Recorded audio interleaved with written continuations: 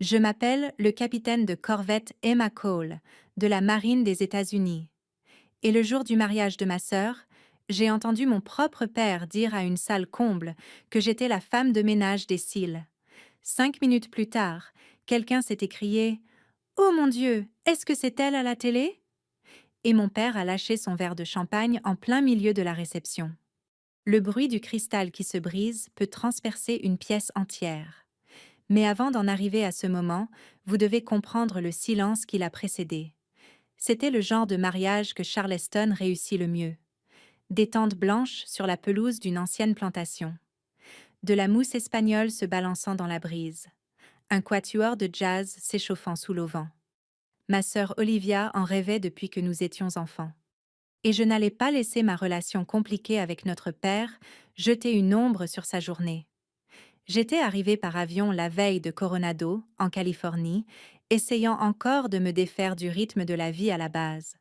Les footings matinaux, les salles de briefing, le bourdonnement discret des serveurs dans l'aile des opérations. Pour le mariage, je portais ma tenue de cérémonie blanche de la Navy. Olivia me l'avait demandé. Elle disait que ça ferait un effet d'enfer sur les photos, et à vrai dire, je voulais qu'elle soit fière de moi.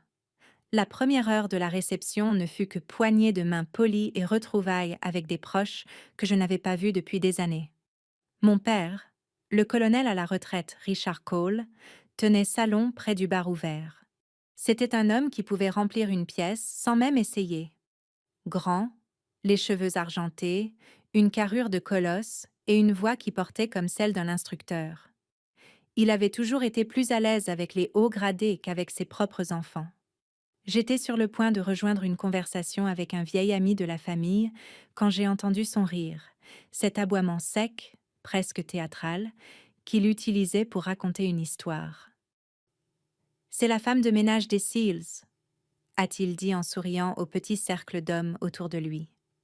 Ils ont ri, certains poliment, d'autres franchement, et j'ai senti ces mots me frapper comme un coup de poing que je ne pouvais pas bloquer. Il en avait déjà dit des variantes auparavant, toujours sur ce ton de plaisanterie. Mais ici, dans ce cadre, alors que la journée d'Olivia se déroulait sous une lumière parfaite, la piqûre était différente. Quelques invités ont jeté un coup d'œil vers moi. J'ai affiché ce sourire crispé et entraîné que l'on apprend au service quand quelqu'un vous sous-estime dans une salle de briefing. Puis j'ai continué, serrant des mains, présentant mes félicitations, faisant semblant de n'avoir rien entendu. Mais à l'intérieur, je sentais monter cette vieille chaleur familière, celle qui vient des années passées à être mesurée à une aune impossible. Mon père croyait au vrai service militaire, ce qui, dans son esprit, signifiait les unités de combat. Mon travail dans le soutien à la guerre spéciale navale ne comptait pas. Peu importaient les nuits blanches passées à traquer des unités dans des eaux hostiles.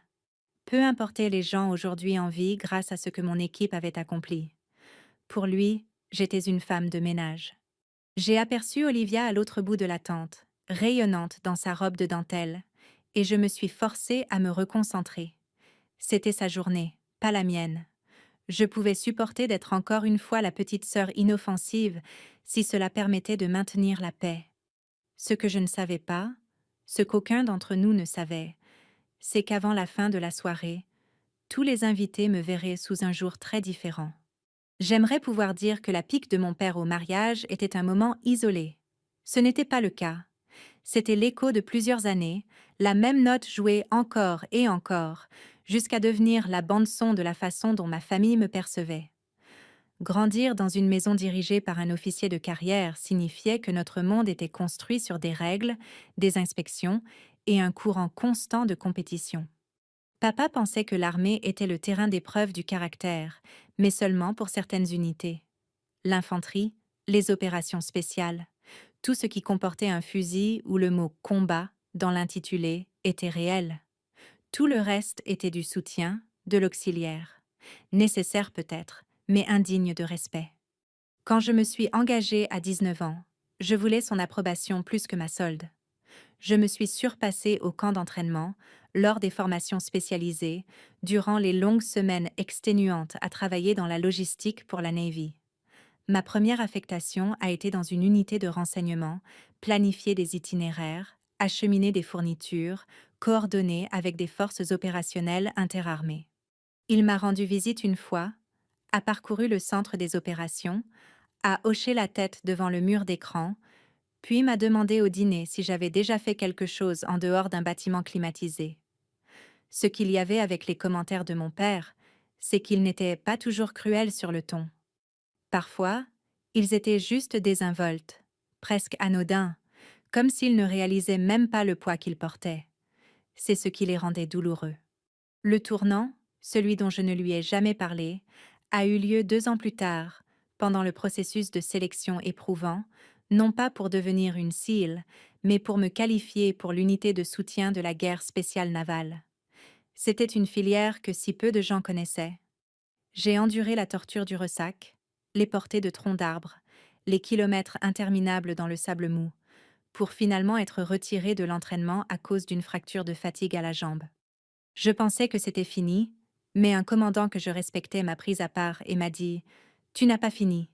Tu prends simplement une porte différente. » Cette porte différente m'a conduite au commandement logistique d'élite qui soutient les équipes SEAL à travers le globe. Les gens qui s'assurent que ces missions ont l'équipement, le renseignement et les plans d'exfiltration pour réussir. Nous étions les fantômes derrière les fantômes. Mais essayez d'expliquer cela à quelqu'un qui mesure la valeur au nombre de fusillades. Chaque fois que je rentrais à la maison pour Noël, papa tenait salon dans le salon, échangeant des histoires avec d'autres vétérans, pendant que j'étais assise dans un coin à siroter mon café, invisible. Une fois, devant mon frère et quelques-uns de ses copains de l'armée, papa a souri et a dit « Emma, ici présente, c'est probablement grâce à elle que les casernes des SEALs sont propres ?» Ils ont ri. J'ai ri aussi, car que pouvais-je faire d'autre? On apprend à porter ces moments comme des sacs de sable, lourds, encombrants, mais faisant partie de la charge. Avec le temps, on arrête d'essayer de les poser. On devient simplement plus fort pour les porter. Au moment du mariage, j'avais cessé d'attendre quoi que ce soit de différent. J'ai porté mon uniforme parce qu'Olivia me l'avait demandé. Je me suis tenue au garde-à-vous pour les photos parce que ça lui faisait plaisir. Et quand papa a sorti sa réplique sur la femme de ménage, je l'ai juste ajoutée à la pile. Ce que je ne réalisais pas, c'est que quelque part, au-delà de cette tente blanche et de cette mousse espagnole, la pile était sur le point de s'effondrer.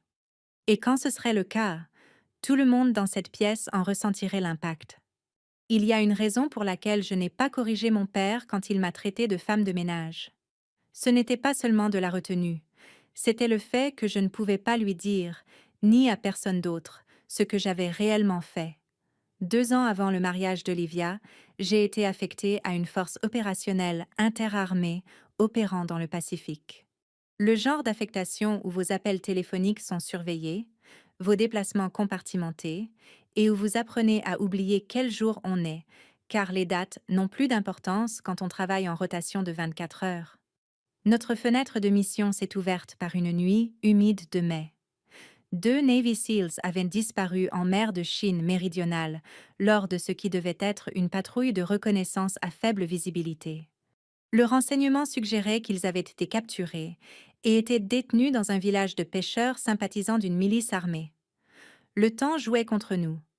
Plus ils restaient là, moins nous avions de chances de les récupérer vivants. Mon travail n'était pas de défoncer des portes ou de nettoyer des pièces. Mon travail consistait à m'assurer que les personnes qui le faisaient pouvaient entrer, sortir et ne laisser aucune trace. Cela signifiait sécuriser un navire non identifié, capable de longer la côte sans être détecté par les radars.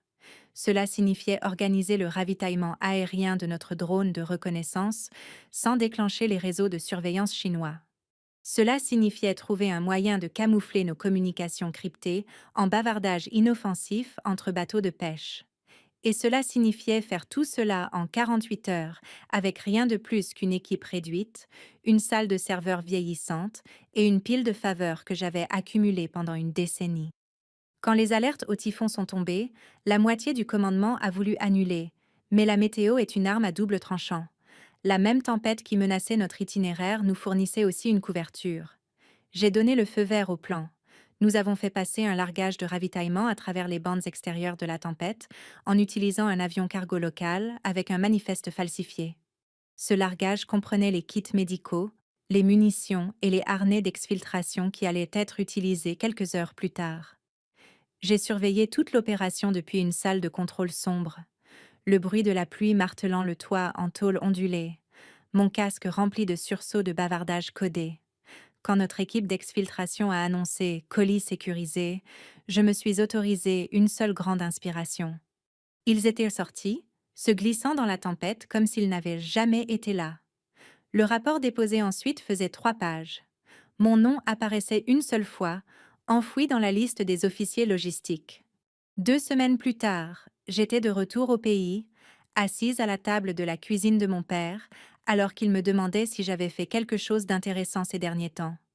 J'ai répondu « Non. C'est la malédiction et l'honneur du métier.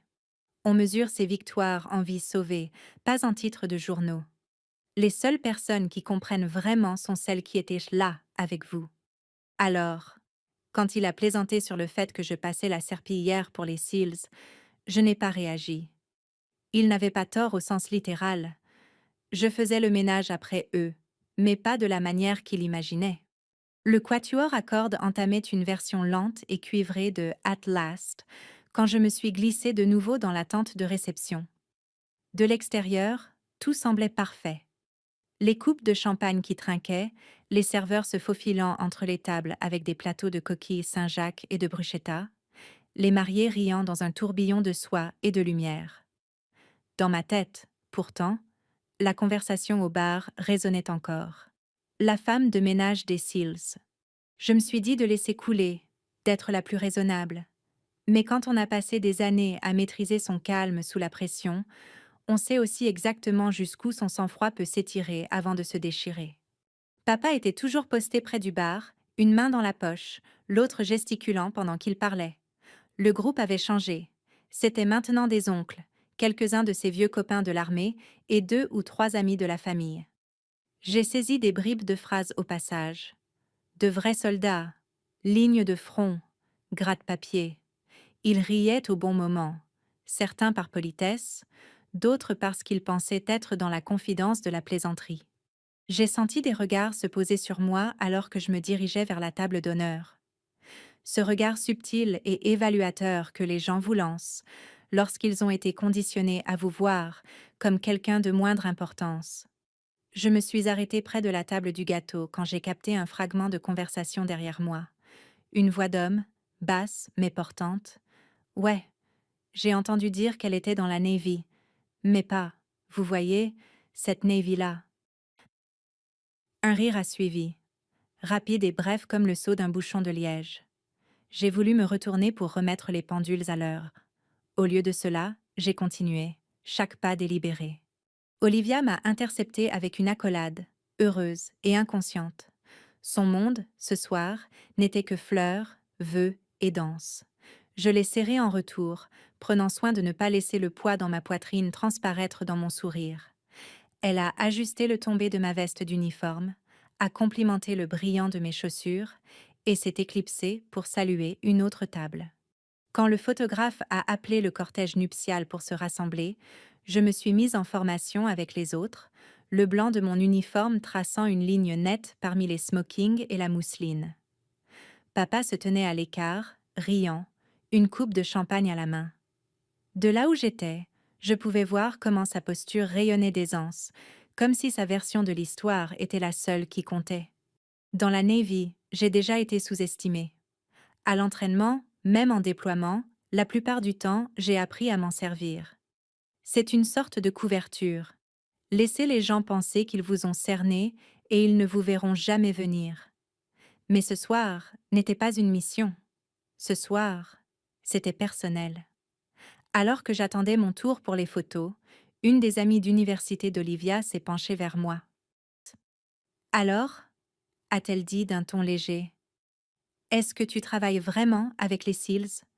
Ou est-ce que c'est juste une façon de parler ?» Son ton n'était pas cruel, mais curieux de cette façon qu'ont les gens quand on leur a déjà servi une certaine version de la vérité. J'ai souri et j'ai répondu Je travaille là où il travaille. C'était la réponse la plus honnête que je pouvais donner sans ouvrir un dossier classifié. Elle a semblé intriguée, mais avant qu'elle ne puisse insister davantage, le photographe a pris la dernière photo de groupe et nous a libérés. J'ai repris ma place alors que les toasts commençaient. Les verres se levaient, des histoires étaient racontées, l'air devenait plus chaud à chaque salve d'applaudissements. Pendant ce temps, les mots continuaient de tourner dans ma tête comme une marée que je ne pouvais pas repousser. Femme de ménage, gratte-papier, pas un vrai soldat. Un serveur est passé pour remplir les verres d'eau. Il a posé le mien un peu plus brutalement que nécessaire, comme s'il se précipitait vers la table suivante. Le clapotis de l'eau a capté les guirlandes lumineuses au-dessus, se brisant en reflets éparpillés, vifs et irréguliers, tout comme mes pensées. J'ai pensé aux deux cils dont j'avais serré la main dans le hangar après ce sauvetage mouvementé. La façon dont l'un d'eux m'avait regardé en disant « Nous ne serions pas là sans vous ». C'était une vérité que personne sous cette tente blanche, peut-être même pas mon propre père, ne comprendrait jamais totalement. Ma fourchette est restée suspendue au-dessus de mon assiette, alors qu'une autre salve de rire éclatait près du bar. La voix de papa a de nouveau couvert la musique, profonde et tonitruante. Je n'ai pas saisi les mots cette fois, mais je n'en avais pas besoin. Je connaissais déjà le scénario. Ce que je ne réalisais pas, c'est que la vérité était sur le point d'arriver, assez forte pour faire taire toute cette maudite pièce. Les meilleurs moments dans les mariages sont censés être les moments de calme. La danse lente des mariés quand tout le monde s'efface, ou l'instant où un parent croise le regard de son enfant et où l'on peut voir toute une vie dans ce coup d'œil. Mais ce qui est arrivé ensuite n'était pas calme. Ce n'était pas doux. C'était le genre de chose qui fait tourner 100 têtes à la fois. J'en étais à la moitié d'une bouchée de poulet rôti quand j'ai remarqué un mouvement de distraction traverser la pièce. Au début, j'ai cru que c'était les serveurs qui débarrassèrent les assiettes, ou peut-être le DJ qui testait le système de son. Mais ensuite, j'ai vu un adolescent dans un costume bleu marine assis à la table du fond près du buffet des desserts, fixant son téléphone comme s'il venait de voir un fantôme. « Oh mon Dieu !» a-t-il dit juste assez fort pour que les gens à sa table se penchaient vers lui. Puis, plus fort encore. « Oh mon Dieu! Est-ce que c'est elle à la télé ?» Les mots ont tranché à travers les bavardages, à travers le tintement des verres, à travers les accords lointains de Frank Sinatra s'échappant des haut-parleurs. Toutes les têtes se sont tournées vers moi. Ma fourchette s'est arrêtée en plein vol.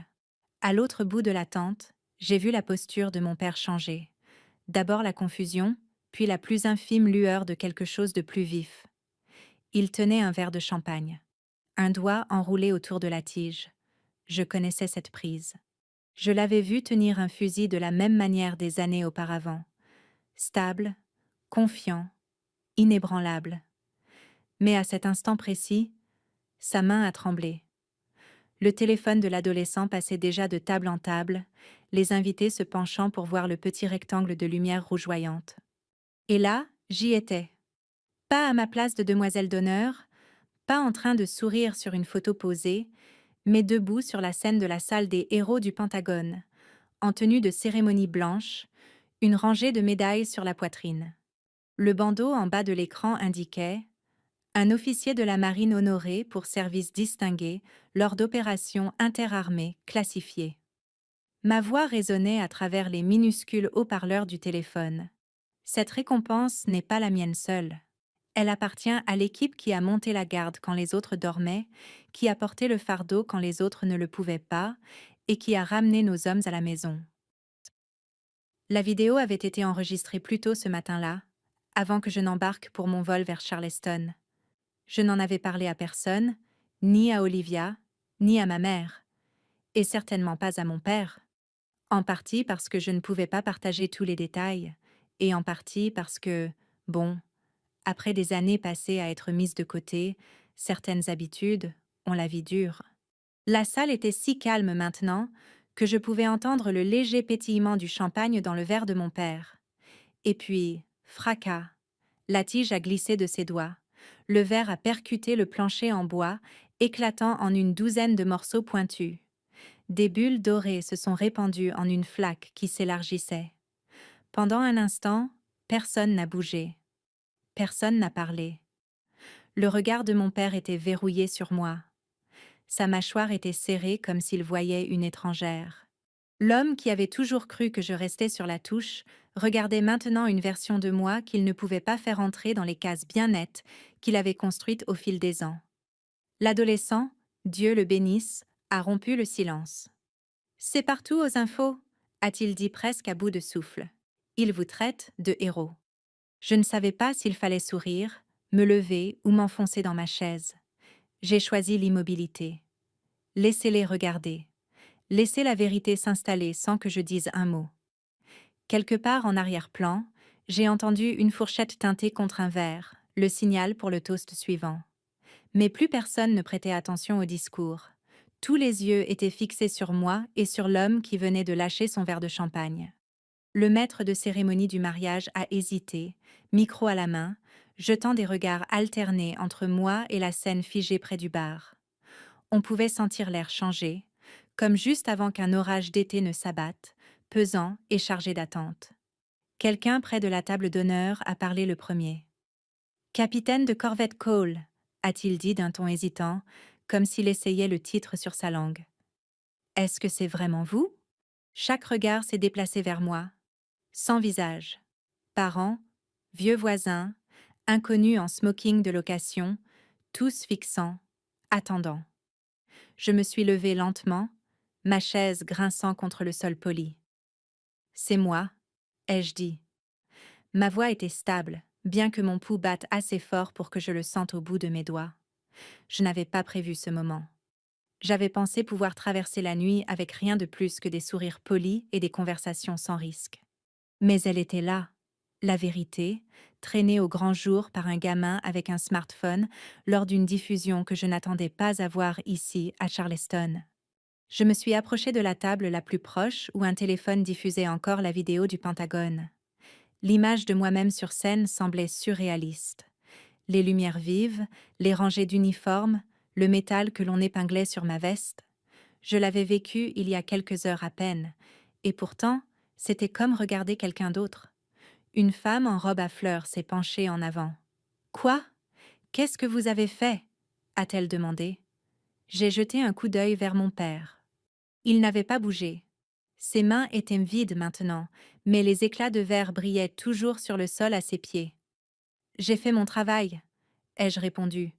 Puis, après un temps, « Et parfois, ce travail vous emmène dans des endroits dont on ne peut pas parler, des endroits où l'on doit prendre des décisions rapides et prier pour avoir pris les bonnes. » La salle est restée silencieuse. On pouvait presque entendre les gens réorganiser l'image qu'ils se faisaient de moi, de femme de ménage à quelque chose pour lequel ils n'avaient pas d'étiquette toute prête. Je leur ai donné la version la plus simple possible. Comment deux hommes s'étaient retrouvés bloqués dans des eaux hostiles. Comment il n'y avait eu ni temps, ni marge d'erreur. Comment nous avions utilisé la météo pour couvrir notre approche. Et comment nous les avions sortis de là. J'ai omis les coordonnées, les noms, le moment où j'étais restée 72 heures sans dormir, ou le fait que j'avais été prête à risquer la cour martiale si le plan échouait. Quand j'ai eu fini, quelques personnes ont hoché la tête. Quelques autres ont murmuré des mots que je n'ai pas pu distinguer, et quelque part au fond, un homme plus âgé avec une casquette de la Navy s'est levé et m'a adressé un salut militaire impeccable. Je le lui ai rendu sans réfléchir. Le maître de cérémonie est finalement intervenu, sa voix plus légère mais prudente. « Eh bien, je pense que nous venons d'apprendre que nous avons quelqu'un de très spécial parmi nous ce soir. Levons nos verres au capitaine de corvette Emma Cole. » Les chaises ont raclé le sol, les verres se sont levés. Le son du toast a roulé sous la tente, doux mais assuré. J'ai croisé le regard de mon père par-dessus le bord de mon verre. Il n'y avait pas de sourire, pas d'excuse, juste le poids de quelque chose de non dit. Il ressemblait à un homme debout au bord d'une carte qu'il avait passé sa vie entière à dessiner, fixant un littoral qui ne devrait pas exister. Et j'ai su alors que ce n'était pas le moment où il me dirait qu'il avait eu tort. Ce moment ne viendrait peut-être jamais. Mais je n'en avais plus besoin comme je l'avais cru autrefois. La vérité était sortie. Tout le monde l'avait vue. et rien de ce qu'il dirait ou ne dirait pas ne pourrait la reprendre. La réception a retrouvé son rythme, mais c'était différent maintenant. Les rires étaient plus étouffés. Les conversations portaient un sous-entendu de regard dérobé dans ma direction. Pas le genre de regards qui viennent des commérages, mais ceux qui viennent d'un recalibrage silencieux. Le père du marié, un officier de la garde côtière à la retraite, s'est approché. « Vous savez, » a-t-il dit d'un ton presque conspirateur, « j'ai déjà travaillé avec des SEAL. Ils ne distribuent pas des médailles comme celle-là à n'importe qui. Vous avez fait quelque chose qui mérite d'être retenu. » Je l'ai remercié, mais mes yeux ne cessèrent de se tourner vers Olivia. Elle dansait avec notre mère, rayonnante comme jamais. Un instant, je me suis demandé si elle avait entendu les paroles de papa plus tôt ou si elle s'en souciait seulement. C'était sa nuit, et je voulais qu'elle reste intacte de ce genre de tension que seules des années d'histoire familiale peuvent engendrer. Je me suis éclipsée à l'extérieur pour respirer. L'air de la nuit était plus frais qu'à l'intérieur de la tente, portant le léger sel du port voisin. Sur la pelouse, les lumières blanches tendues entre les arbres se balançaient doucement. C'est alors que j'ai senti une traction sur ma manche. C'était l'adolescent qui avait tout déclenché. Je ne voulais pas, genre, vous embarrasser, a-t-il dit en remuant les pieds. C'est juste que mon oncle est un SEAL. J'ai entendu les histoires. Et en vous voyant à la télé comme ça, je ne pensais pas que des gens comme vous existaient dans la Navy. Des gens comme moi? Je me suis accroupie un peu pour croiser son regard. Ce que tu as vu à la télé, c'est un instant précis. Ce qui compte le plus, c'est ce que personne ne voit. Le travail que l'on fait quand personne ne regarde. C'est cette partie-là qui maintient la mission en vie. Il a hoché la tête lentement, comme le font les jeunes quand quelque chose clique, même s'ils ne peuvent pas encore mettre de mots dessus. Quand je me suis retournée vers la tente, j'ai aperçu papa à travers le rabat ouvert. Il riait avec l'un de ses vieux amis de l'armée, son sourire facile était revenu sur son visage. S'il ressentait quelque chose de différent à mon égard maintenant, il n'allait pas le dire. Et peut-être que c'était très bien ainsi. Parce que voici ce que j'avais appris. On ne reçoit pas toujours l'excuse que l'on veut ou la reconnaissance que l'on pense mériter.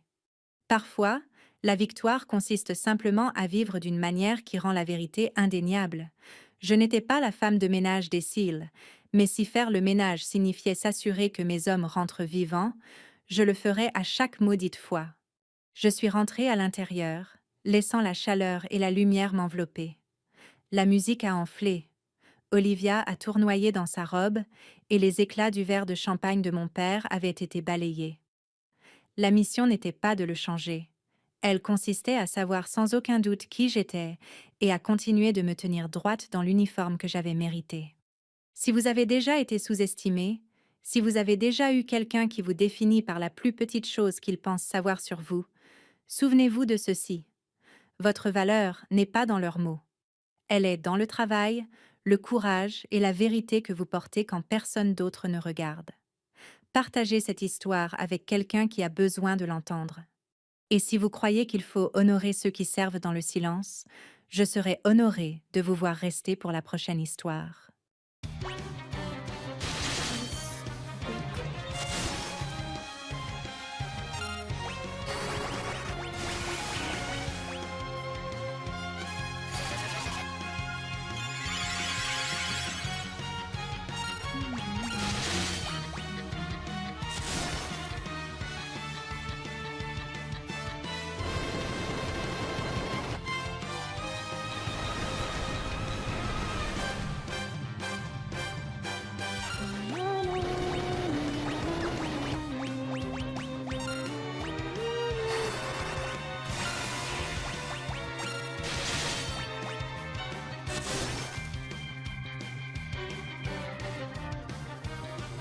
Okay, her prayers are not being answered, so we're just gonna have to give up on that.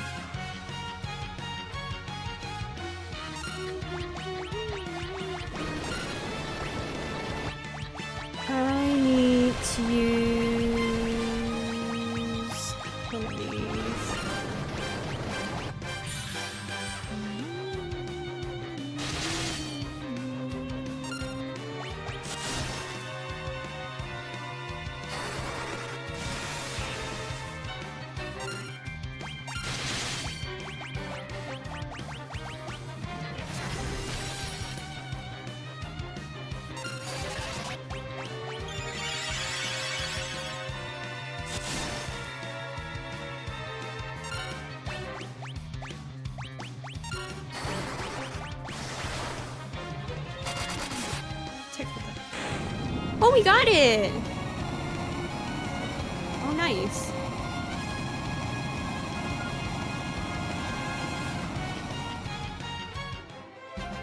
Na, na, na, na. Yay.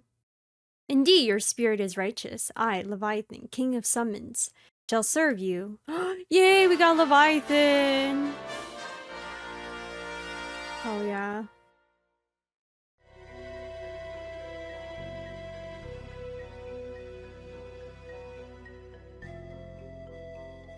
We got 2 summons now. Hi, Skibidi! Thank you, guys. Thank you for the GGs. Hi, Reno. Wait, so am I... You guys can answer this. Am I done here? I'm assuming that's all I had to do here was get the summons. Right? That's what this little town is for? No, I'm sorry, Skibidi. Pretty sure. Okay, thank you. Let me save here. We gotta get back.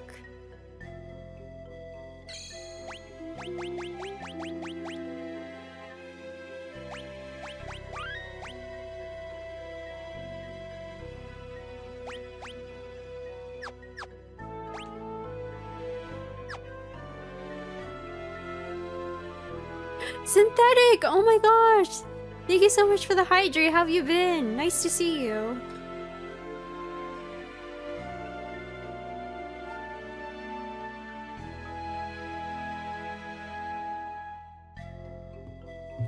Yeah, I think I pretty much got every treasure. Uh-oh, what happened to my game? Uh-oh. Not my controller. Hold on. I think my game froze. Oh, we're good. We're good. No, it wasn't even my controller. I don't know what happened there. That was weird. Yeah, I guess we can head back now. So... I don't know if I'm ready for the moon yet. Like, those enemies on the moon are no joke.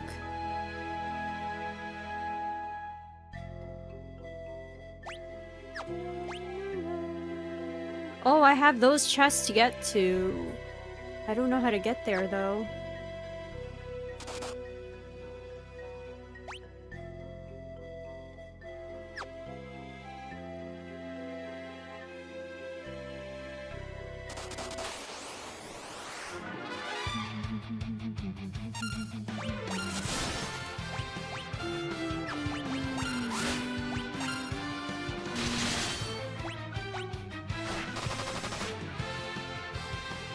Please die.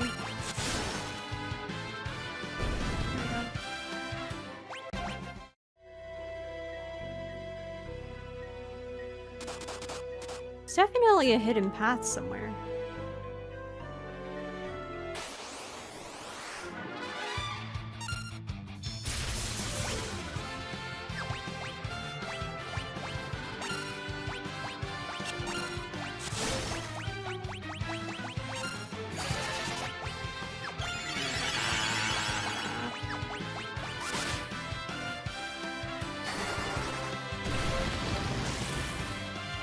Oh shit.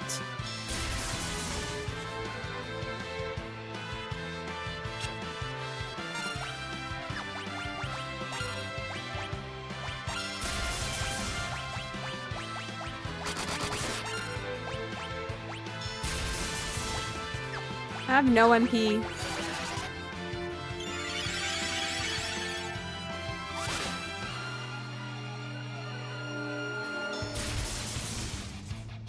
Stop that. Okay, I need a cash shell. I need a cash shell.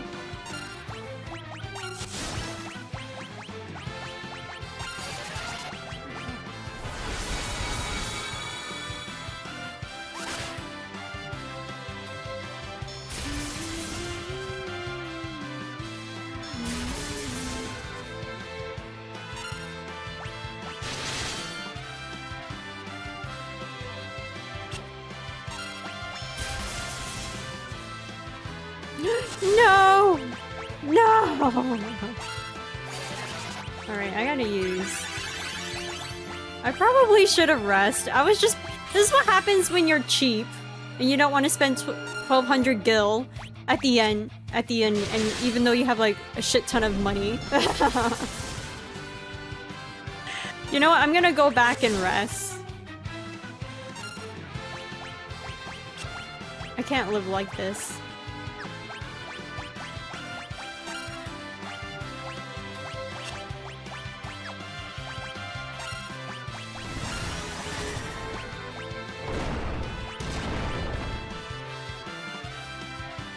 No, I haven't. No.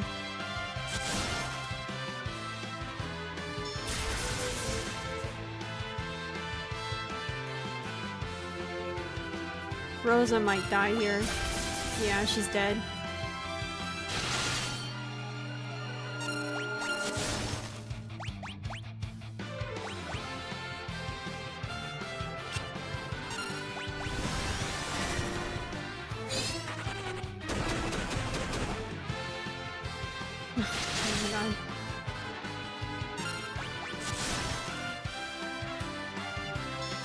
I'm just trying to figure out how to get to those chests. Right. I'm gonna go back and rest because I have no MP.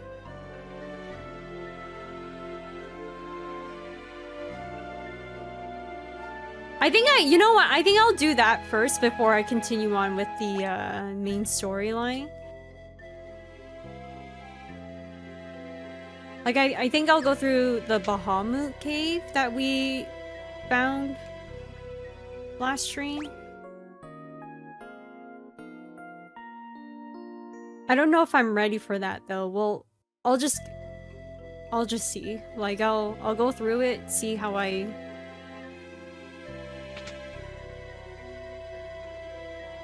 feel, and then we'll figure it out from there.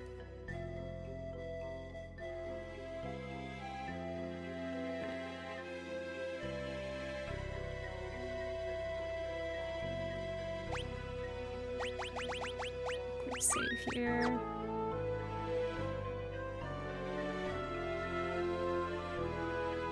And every one of my, because he is made of paper, he needs so many.